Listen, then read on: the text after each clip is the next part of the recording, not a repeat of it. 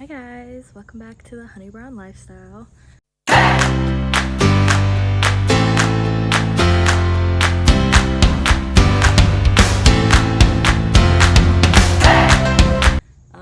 As you can see, it's just me today. Right now I am in Richmond, Virginia, actually on campus at the University of Richmond, visiting some friends, and I thought that it would be the perfect time to discuss why I chose theater as my path and why I decided to get my degree in theater and pursue acting as my job, really, and my means of living, I guess. Sorry, I'm really awkward.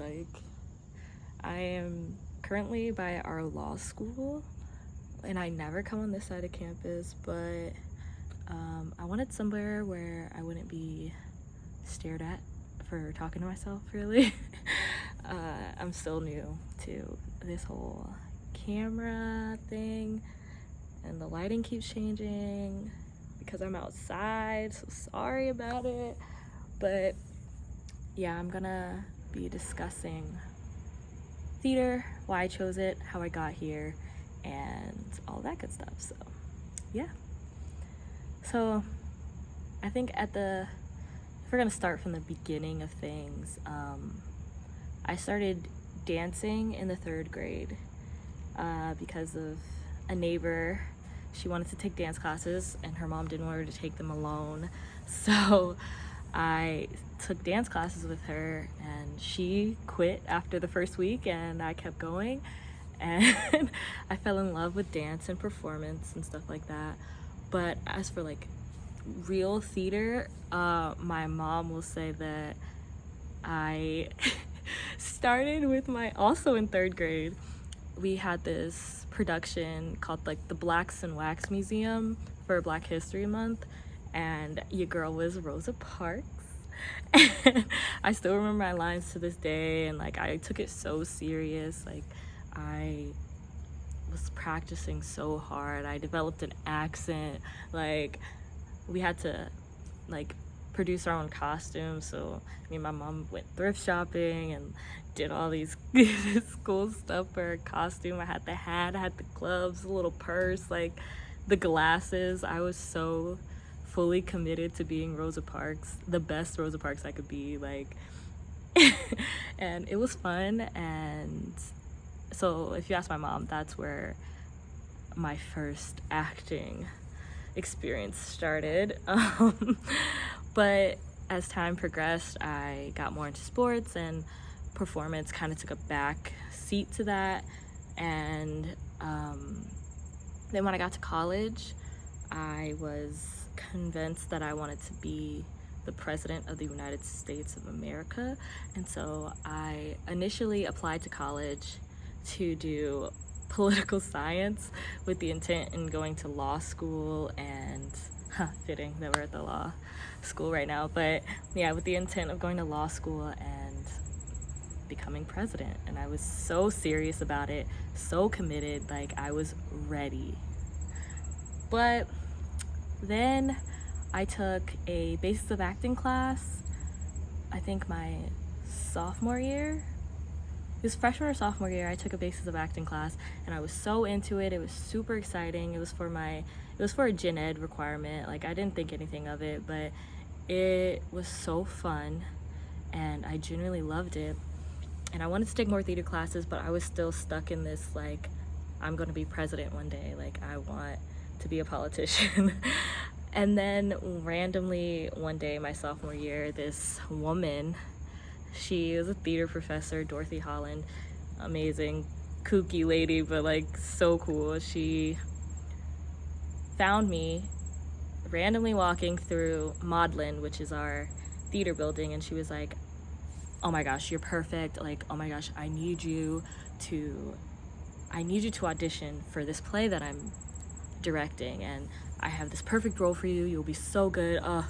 Come on, please. So I didn't want to do it. I hate auditioning for things.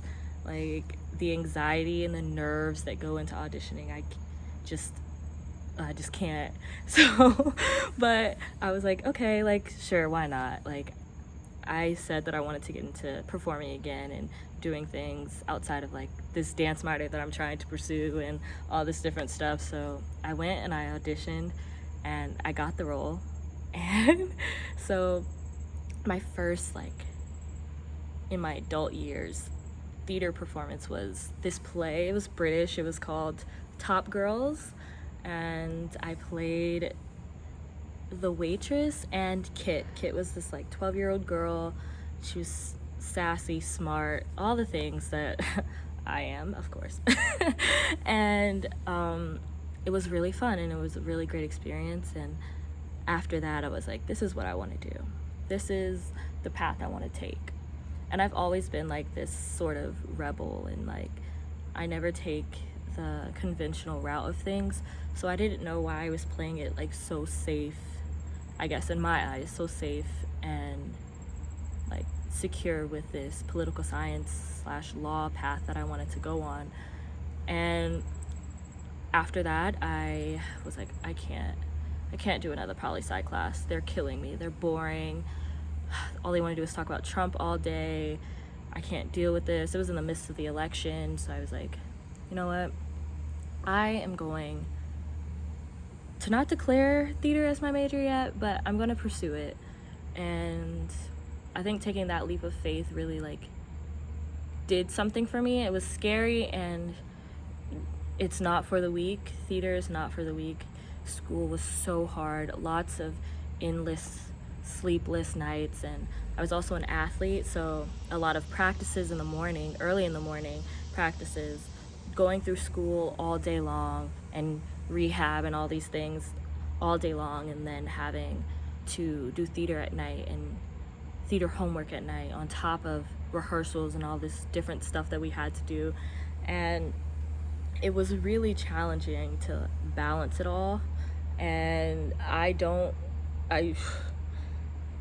if it's not something that you love, it's not for you. It's not easy. I think a lot of people think that, oh, you're pursuing the arts, like it's easy. It can't be anything like becoming a doctor or anything like that, but it's equally as challenging, equally as taxing. It's so hard to create on the spot and like create with parameters and guidelines and a deadline. It's so challenging, but I enjoyed it and I loved it. And so I got my degree, and now before Miss Rona hit, I was like, okay,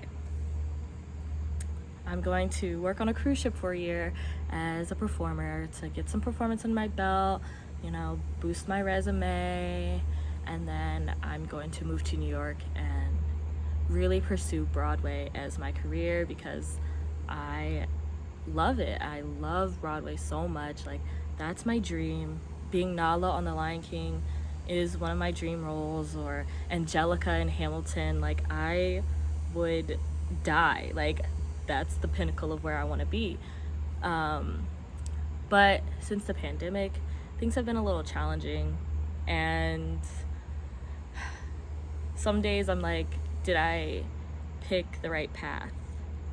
And for me, I have this belief now, since leaving politics behind and the safe route, the financially secure route behind, I don't ever want to work in a job that doesn't fulfill me creatively.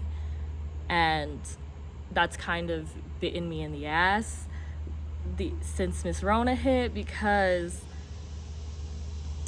arts jobs are hard to come by. And so I'm in this spot now where it's like I'm trying to keep this creative mentality of I need to be fulfilled creatively in order to work. But because no one's hiring, or because live theater can't happen right now, it's like, do I choose to give up that mentality and give up that belief? and just work a normal job and be totally unhappy and unfulfilled? Or do I stick to this belief and be broke? And that's where I'm at right now. It's where figuring out where do I draw my line of supporting myself financially and my happiness. And that's a tough thing to like navigate. And I don't know. I genuinely don't know what I'm going to do. Right now I'm trying to, I don't know, stay fulfilled creatively, and that's why I started this YouTube channel, and that's why I upcycle all of my clothes because I hate them now, and I don't know, do little things. I'm always singing in the house.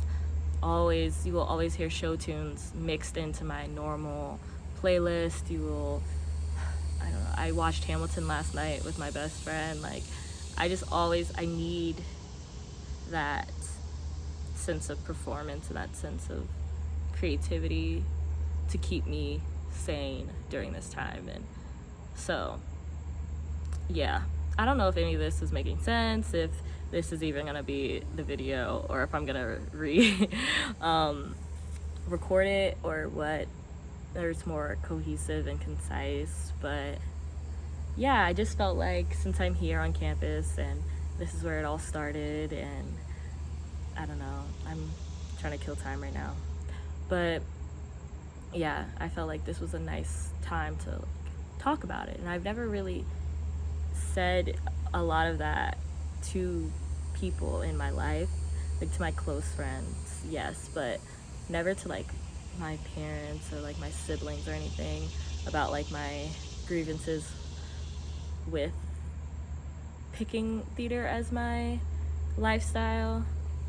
But yeah, it's tough. It's so tough.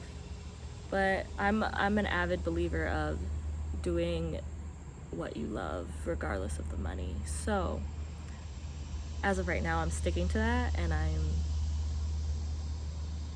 I'm gonna continue to do what I love regardless of the pandemic, regardless of people telling me and asking me constantly, what am I doing in life? What are my plans? I don't have to have a plan right now. I'm only 22 years old, and I don't need to have everything figured out. And I think that's something that we as young people need to hear sometimes, is you don't have to have all the answers, because no one does. Regardless of how older generations pressure us to know right away and know things we don't need to know, we just need to live and experience life and experience things and take risk and go on the journey that they have already been on. So don't let people pressure you, and if anybody needs to hear this, don't let people pressure you into doing things just because it's safe and that it's, I don't know, the secure thing to do. Just do it because you love it. Do it for the journey and do it for the experiences. But yeah, I'm gonna stop rambling. I didn't write any notes. I just literally wanted to talk to you guys and put out a video, because we haven't put out a video in a week or two. So yeah, I hope that was enjoyable, or that it helped somebody. And yeah, I'm gonna continue to update you guys on myself and my career and what I'm doing. But yeah, I love you guys, and bye, I guess. Yeah.